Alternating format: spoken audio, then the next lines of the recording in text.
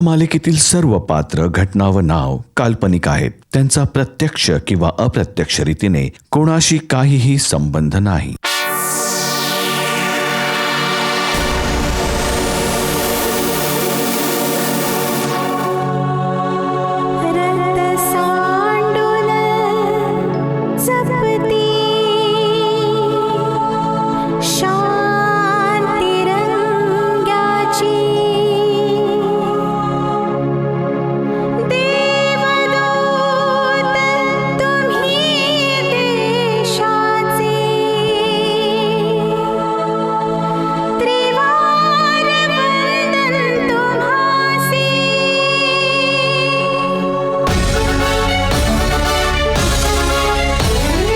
दैत्यांचा हा कर्दनकाळ, भल्यांचा हा पक्का याद, झुंज देण्या अन्यायाशी सदैव हा तयार. झुंजार हा वज्र हा पोलादी वीर हा, जुलमी अत्याचारांचा करतो बंदोबस्त हा. करण करण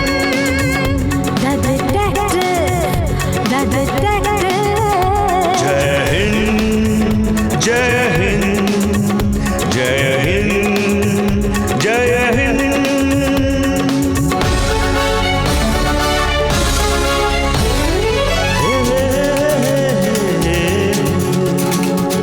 दुश्मनांची वक्रदृष्टी देशावर जर झाली कधी, काळाला हा खिळवून ठेवी, दुश्मनांची दैना करी. पुत्र भारत मातेचा हा देश प्रेमी सहृदयी, हा देश प्रेमी सहृदयी, हा देश प्रेमी सहृदयी. झुंजार हा वज्र हा पोलादी वीर हा, जुलमी अत्याचारांचा करतो बंदोबस्त हा. करण करण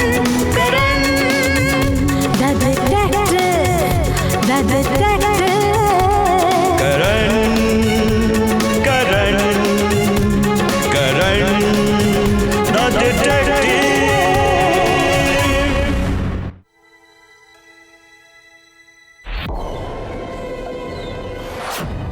तू होय मी. काय हवंय तुला? मला मोठा बटाटा पाहिजे.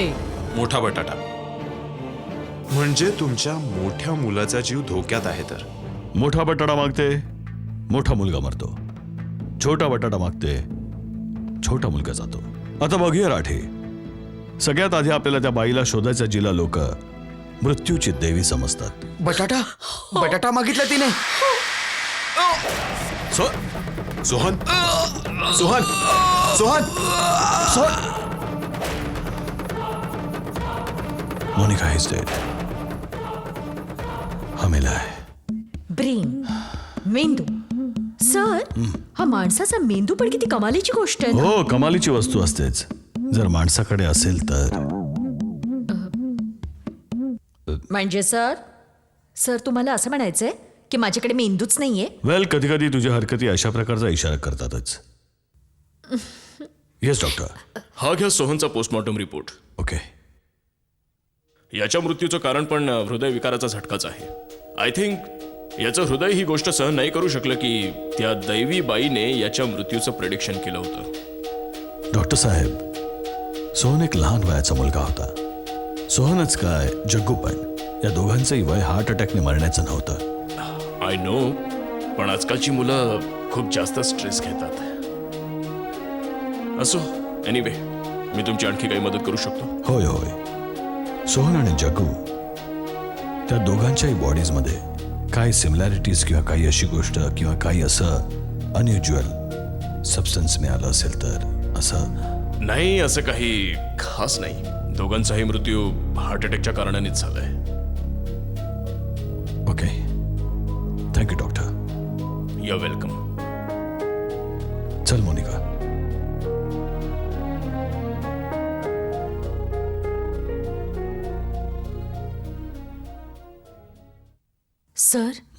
सर तुम्ही का ही सरळ साधी केस इतकी कॉम्प्लिकेटेड करताय? सर, तुम्ही तुमचा आणि माझा छोटासा जीव का धोक्यात घालताय? जर ती हडळ आपल्या मागे लागली ना सर. मोनिका, प्लीज या फालतू गोष्टी माझ्यासमोर करू नकोस. जर तुला भीती वाटत असेल ना, तर तू परत शहरात जा आणि कुठल्या सिनेमा हॉलमध्ये बसून पॉपकॉर्न खा ओके. Sorry sir.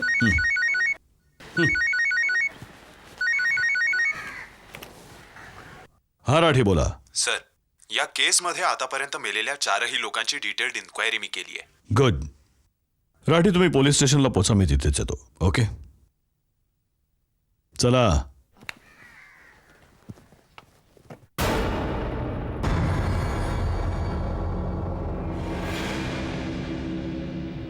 मोनिका हेच ते गार्डन आहे जिथून ती बाई माझ्या डोळ्याआड झाली होती. तू या जागेची नीट झडती घे. शक्य आहे की त्या बाईने काही ना काही सुगावा सोडला असेल. Okay sir. आणि खास करून त्या माणसांची इन्क्वायरी नक्की कर ज्यांचे हातपाय उलटे असतील. Okay sir. सर तुम्ही मला घाबरवताय ना सर. प्लीज मला घाबरवू नका, नाहीतर या शहरात आणखीन एक मृत्यू होईल, तोही हार्ट अटॅकने. मोनिका बोलणं कमी आणि काम जास्त. Okay come on move. Okay sir.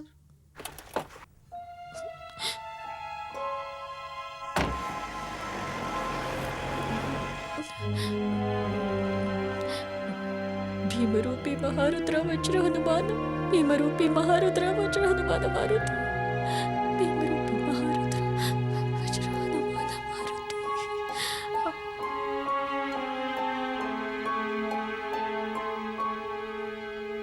हा राठी, काय म्हणतो तुमचा चौकशीचा रिपोर्ट? सर, तसा तर या 4 मृत्यूंच्या मध्ये काही विशेष समानता नाहीये, पण एक कोइन्सिडन्स आहे जो मला थोडासा अजब वाटतो. राठी, माझ्या डिक्शनरीमध्ये कोइन्सिडेंटचा अर्थ आहे की कुठल्याही केसमध्ये इन्व्हॉल्व त्या वेगवेगळ्या लोकांच्या जीवनामध्ये वेगवेगळ्या इन्सिडेंटचं आपापसात मेळ खाणं. को इन्सिडेंट. आणि हा प्रत्येक इन्सिडेंट कुठल्या ना कुठल्या दिशेला इशारा अवश्य करत असतो. समजणारा हवा राठी. असो, टेल मी. सर, या केसमध्ये सगळ्यात पहिला मृत्यू झाला ॲडव्होकेट श्रीवास्तवचा मोठा मुलगा अजयचा, जो रायपूरमध्ये मोठा झाला होता. ॲडव्होकेट श्रीवास्तव मागच्या 5 वर्षांपासून भिलईमध्ये प्रॅक्टिस करतायत आणि अजयच्या मृत्यूच्या आधी ते भिलई आणि रायपूरच्या मध्ये अपडाऊन करत होते.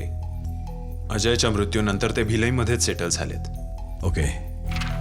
आणि दुसरा मृत्यू झाला डॉक्टर गुप्तांचा छोटा मुलगा संजूचा. डॉक्टर गुप्ता पण मागच्या अनेक वर्षांपासून भिलईमध्ये प्रॅक्टिस करत होते. संजूच्या मृत्यूनंतर भिलईवरून आपली प्रॅक्टिस बंद करून ते शहर सोडून मुंबईला गेले. आणि तुमच्या या रिपोर्टच्या अनुसार त्या बाईची तिसरी शिकार दीनदयालचा मोठा मुलगा जग्गू, ज्याचा छोटा भाऊ विकास मागच्या 4 वर्षांपासून भिलाईच्या एका रिसॉर्टमध्ये मॅनेजर आहे. योगायोगाने मरणाऱ्याचा कोणी ना कोणी नातेवाईक भिलाईमध्ये राहत होता. And that is too much of coincident. Sir, या तिघांचे फक्त नातेवाईक भिलईमध्ये आहेत, पण त्या बाईच्या प्रकोपाची चौथी शिकार सोहन गुप्त 1 वर्षापूर्वीपर्यंत भिलईच्या एका कॉल सेंटरमध्ये जॉब करत होता. याचा अर्थ असा होतो की भिलाईमध्ये काही ना काही अशी घटना घडली असेल जिचा संबंध या मर्डर्सशी आहे. कुठली ना कुठली तार या लोकांची जुळलेली आहे. राठी, जर हे मृत्यू कोणा एका साखळीचा भाग असेल तर आपल्याला ती बाई पुढच्या शिकारीपर्यंत पोहोचण्याआधी आपल्याला तिथे पोहोचलं पाहिजे. म्हणजे 15 फेब्रुवारीच्या आधी. करेक्ट. आता त्याच्या पॅटर्नच्या हिशोबाने तो आपली पुढची शिकार 15 फेब्रुवारी म्हणजे गुरुवारी करणार. आता त्याच्या आधी आपल्याला त्या घटनेच्या बाबतीत कळायला हवं जिच्याशी हे सगळे लोक जुळलेले आहेत. जर अशी घटना कुठे घडली असेल तर. Excuse me. हा मोनिका, कुठे आहेस तू? सर मी डॉक्टर रॉयच्या घरून बोलतेय. सर, त्यांची वाईफ खूपच स्वीट आहे. त्यांनी मला चहा पाजला आणि भजी सुद्धा खायला घातली आहेत. सर, मोनिका, तू त्यांच्या घरी कशी पोहोचलीस? मी तर तुला चौकशी करायला पाठवलं होतं ना. सर तेच करत होते, पण अचानक ना रस्त्यात मला डॉक्टर रॉय भेटले आणि ते मला आपल्या घरी घेऊन आले. त्याचं काय ना, मला भूकही लागली होती, तर मी विचार केला खाऊन पिऊन घेते आणि मग. Shut up Monika. Sorry sir. अरे, मला बोलायला दे. अरे करण साहेब, का नाराज होताय मुलीवर?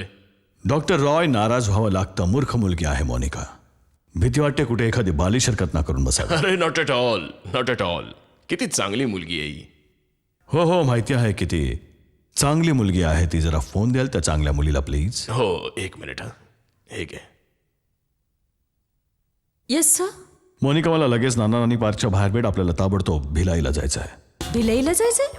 पण कशासाठी सर? खोनी तर इथेच आहे रायपूरमध्ये. हॅलो हॅलो कट केला. बरं आंटी मी निघते हा. मी पुन्हा येईन. तशी भजी तर खूपच छान होती. हे घेऊन हो जाऊ. हो का नाही आणखी घे. नाही नाही ठीक आहे. थँक्यू. मी तुला सोडून येते. या थँक्यू. ये. The detective.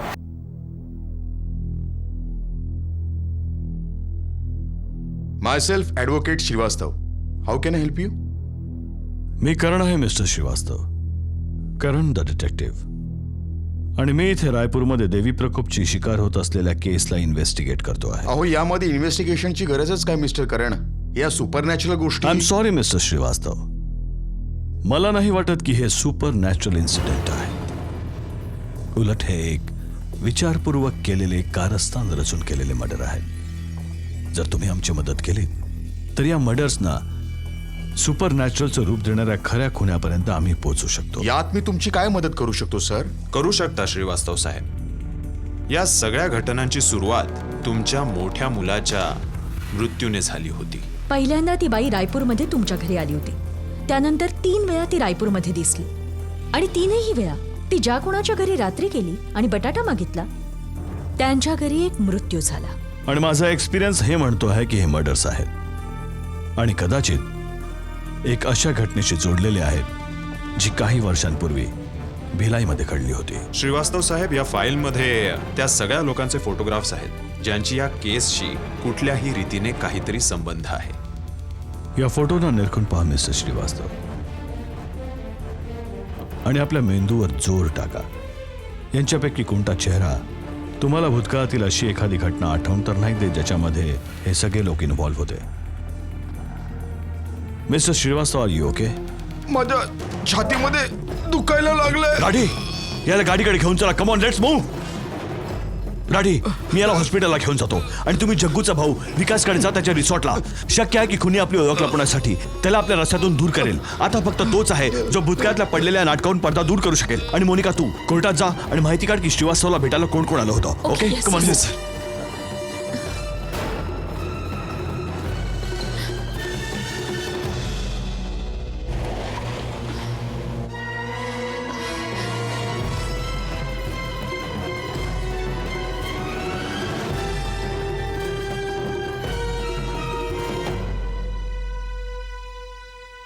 Yes doctor. Sorry Karan साहेब, आम्ही मिस्टर श्रीवास्तवना नाही वाचवू शकलो. व्हॉट? त्यांना फारच सिव्हिअर हार्ट अटॅक आला होता ज्याच्यामुळे त्यांचा जीव गेलाय. पण असं अचानक? सर, कुठल्याही प्रकारचा शॉक माणसाला हार्ट अटॅक देऊ शकतो. डॉक्टर, मला श्रीवास्तवचा पोस्टमॉर्टम रिपोर्ट पाहिजे जितक्या लवकर शक्य असेल. ओके सर, मी व्यवस्था करतो. थँक्यू. काय झालं सर? व्हायचंय काय राठे? तोही देवाघरी गेला. ओ गॉड. काय झालं राठे? तुम्ही जग्गूच्या भावाला भेटायला गेला होता. सर, जग्गूचा भाऊ विकास आपल्या भावाच्या मृत्यूनंतर आउट ऑफ इंडिया निघून गेलाय. निघून नाही गेला, पळून गेला तो भेकड. हे साहेब कोण आहेत? सर, हे आहेत विकासचे एक्स पार्टनर सुरेशजी. विकासला यांचे लाखो रुपये देणे आहेत पण तो देतच नाहीये. मी विकासला भेटायला त्याच्या रिसॉर्टला गेलो होतो तर तिथे मला हे भेटले. आणि सर, मी यांना वचन दिलंय की जर हे विकासची सगळी काळी कृत्य आपल्या समोर उघडून सांगतील तर त्या रकमेमधून यांची बुडालेली रक्कम आम्ही त्यांना परत मिळवून देऊ. हो हो, अवश्य मिळवून देऊ. जर हे आमची मदत करतील तर आपण पण त्यांची मदत करू. राईट? काय माहित आहे तुम्हाला विकासच्या बाबतीत? काय माहित नाही ते विचारा ना. तुम्ही बोला की तुम्हाला काय जाणून घ्यायचंय. एखादी अशी गोष्ट जी कोणाला त्याच्या किंवा त्याच्या कुटुंबातील कोणा व्यक्तीचा खून करण्यासाठी प्रवृत्त करेल.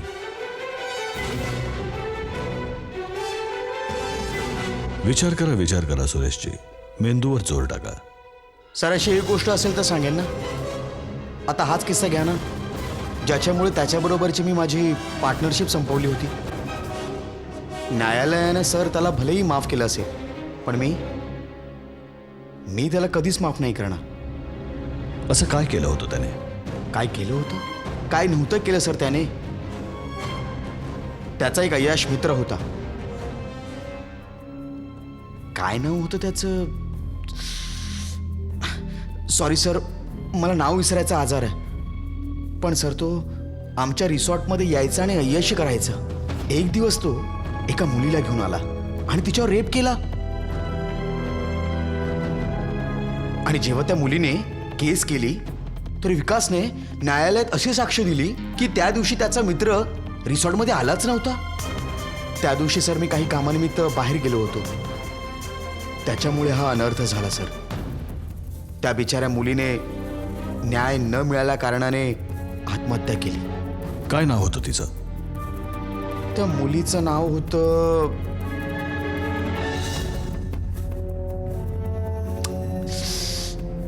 सॉरी सर, मी सांगितलं ना की मला नाव विसरायचा आजार आहे. परंतु हां सर, तिचं नाव मी डायरीमध्ये लिहून ठेवलंय. ती घरी आहे. घरी जाताच सगळ्यात आधी तुम्हाला तिचं नाव कळवेन. ऑलराईट. राठी, सुरेशजींच्या सोबत त्यांच्या घरीचं आणि त्या मुलीचं आणि त्या विकासच्या मित्राचं नाव माहिती करून घ्या ताबडतोब. Okay sir. चला सुरेशजी. ठीक आहे सर.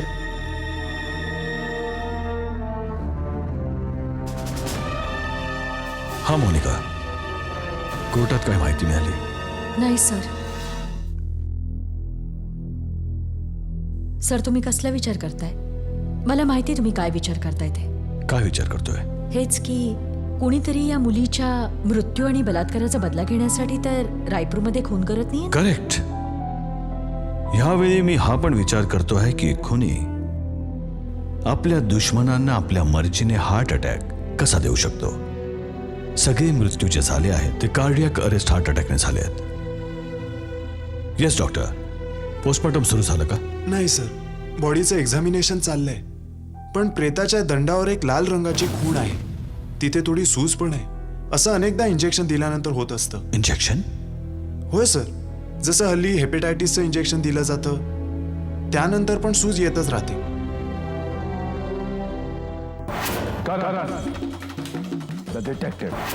हेपेटायटिसचा उल्लेख रायपूरमध्ये कुठे झाला होता? कुठेतरी वाचलं होतं मी.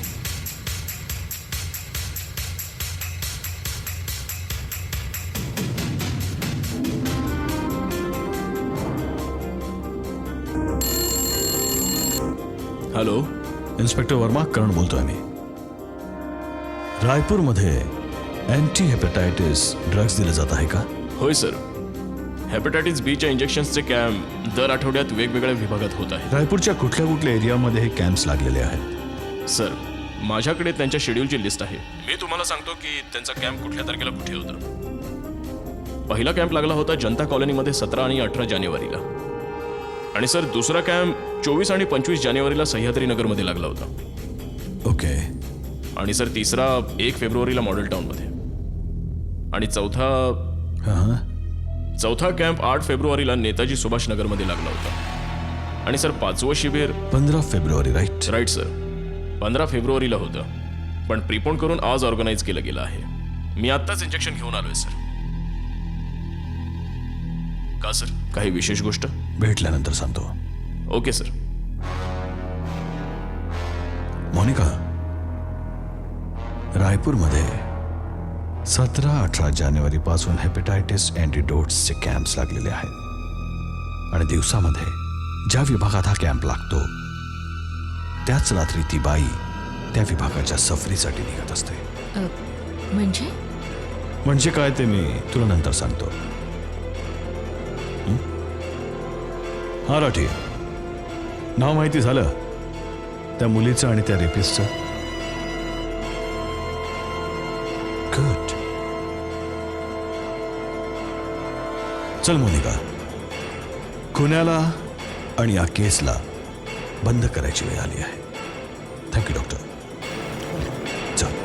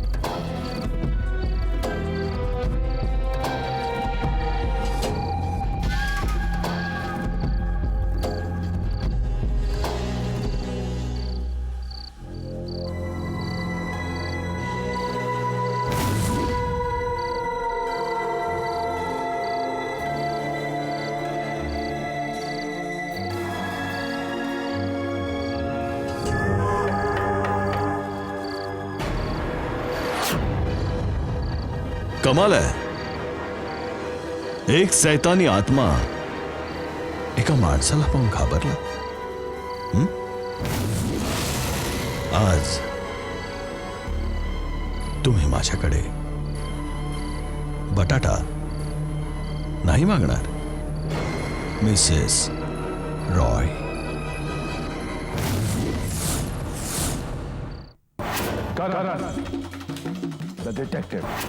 राठे,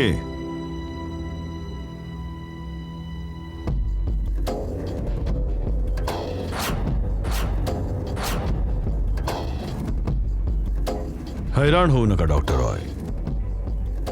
असं म्हणतात की होड्या नेहमी किनाऱ्यावर येऊन बुडून जातात. आज तुमच्या गुन्ह्याची होडी पण बुडाली आहे. योगेश, तुमचा शेवटचा शिकार तोच योगेश ज्याने तुमच्या मुलीवर बलात्कार केला होता आणि ज्याला मारून आज तुम्ही तुमचा बदला पूर्ण करणार होतात. पण दुर्दैव असं होऊ नाही शकलं. मिस्टर करण, तुम्ही आम्हाला पकडलं तर नक्कीच आहे, पण तुम्ही योगेशला वाचवू नाही शकणार. कारण की हेपॅटायटिस बीच्या कॅम्पमध्ये हेपॅटायटिस बीच्या जागी त्याला आज असं इंजेक्शन दिलं गेलं आहे ज्यामुळे त्याचं ब्लड प्रेशर हाय होणार आहे. इतकं वाढणार आहे की त्याला हार्ट अटॅक येणार आणि तो तडपून तडपून मरून जाणार. ते इंजेक्शन मी स्वतः आपल्या हाताने त्याला दिलं आहे, जशा रीतीने इतर गुन्हेगारांना दिलं होतं. आता तुम्ही त्याला वाचवू शकणार नाही. I am really sorry to disappoint you doctor Roy. तुम्ही जे इंजेक्शन त्याला दिलं होतं मी त्याला त्याचं अँटीडोट दिलं आहे. माझ्या हातात असतं तर मी त्याला कधीच वाचवलं नसतं, परंतु कायद्यालाही स्वतःची काही बंधनं आहेत. पण मी तुम्हाला वचन देतो की योगेश हॉस्पिटलमधून सरळ जेलमध्ये जाईल. त्याला त्याच्या गुन्ह्याची शिक्षा नक्की मिळेल, ज्या गुन्ह्याने एका जीव वाचवणाऱ्या डॉक्टरला जीव घेण्यासाठी प्रवृत्त केलाय. सर, मला अजूनही हे समजलं नाही की प्रकरण काय आहे. इन्स्पेक्टर वर्मा, आजपासून 3 वर्षांपूर्वी याच योगेशने या बिचाऱ्यांच्या मुलीच्या सोबत बलात्कार केला होता. यांनी न्यायालयाला हाक घातली, परंतु योगेशने पैसे खाऊ घालून कायद्यानं न्यायालयाचं तोंड बंद केलं. हे सिद्ध करून दाखवलं की गुन्हेगार यांची मुलगी आहे आणि त्या बिचाऱ्या मुलीने लाजेखातर आत्महत्या केली. आणि एका सभ्य मुलीने केलं पण काय असतं. ॲडव्होकेट श्रीवास्तवने केलेल्या अश्लील प्रश्नांनी संपूर्ण न्यायालयासमोर माझ्या मुलीच्या अब्रूचे धिंडवडे काढलेत. आणि डॉक्टर गुप्तांनी तर मेडिकल रिपोर्टच चेंज करून टाकला. जग्गूचा भाऊ विकास म्हणाला की योगेश त्या दिवशी रिसॉर्टमध्ये आलाच नाही. तो आणि तो सोहन, जो माझ्या मुलीला कॉफी पाजायच्या निमित्ताने रिसॉर्टमध्ये घेऊन गेला होता, त्याने न्यायालयात म्हटलं की तो त्या दिवशी माझ्या मुलीला भेटलाच नव्हता. माझ्या मुलीने आत्महत्या नसती केली तर काय केलं असतं. धीर धरा मिसेस रॉय. आम्ही योगेशची केस रिओपन करायला लावू आणि पूर्ण प्रयत्न करू की त्याला त्याच्या कृत्याची शिक्षा नक्की मिळेल. बस मग या दोघांनी त्या लोकांना शिक्षा देण्यासाठी त्या लोकांकडून त्यांच्या जवळच्यांना हिरावून घेतलं, म्हणजे त्यांना या गोष्टीची जाणीव व्हावी की आपले लोक हिरावल्याचं दुःख काय असतं. त्या लोकांना धडा शिकवणं फारच आवश्यक होतं करण साहेब. त्या लोकांनी न जाणो किती निरपराध मुलींना आपल्या वासनेची शिकार बनवलं होतं आणि त्याच्यानंतर ते हळूहळू भिलईमध्ये सेटल होऊ लागले होते. त्याच दरम्यान आम्ही भिलईमध्ये झालेल्या पोळी आणि कांदा मागणाऱ्या बाईचे किस्से ऐकले होते. कितीतरी मृत्यू झाले ज्याला लोकांनी देवीचा प्रकोप समजून दुर्लक्ष केलं होतं. कुठलीही पोलीस इन्क्वायरी नाही. आणि तुम्ही ठरवलं की तुम्ही एक अशीच एखादी घटना, अशीच एखादी कहाणी पुन्हा घडवून आणावी आणि तुम्ही आपली ट्रान्सफर करून घेऊन इथे आलात. आणि बाकीची कहाणी तुम्हा लोकांना माहिती आहे. I am sorry doctor Roy, but I have to arrest you. Rathi, घेऊन जा यांना.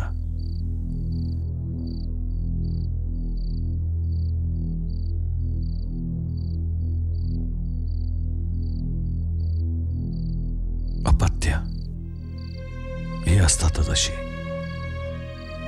जेव्हा त्यांना दुःख होत असतं तेव्हा आई वडिलांचं हृदय तडफत असतं. परंतु तरीही कायदा कायदा आहे, त्याला तुम्ही आपल्या हातात नाही घेऊ शकत. भेटूया पुढच्या भागात. आजच्याच दिवशी याच वेळेवर मी, तुम्ही आणि एक नवा गुन्हेगार. करण द डिटेक्टिव्ह. जय हिंद, जय हिंद, जय हिंद.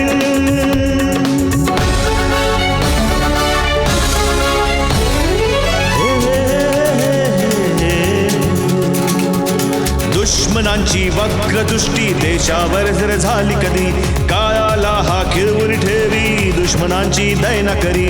पुत्र भारत मातेचा हा देश प्रेमी सहृदयी, हा देश प्रेमी सहृदयी, हा देश प्रेमी सहृदयी. झुंजार हा वज्र हा पोलादी वीर हा, जुलमी अत्याचारांचा करतो बंदोबस्त हा.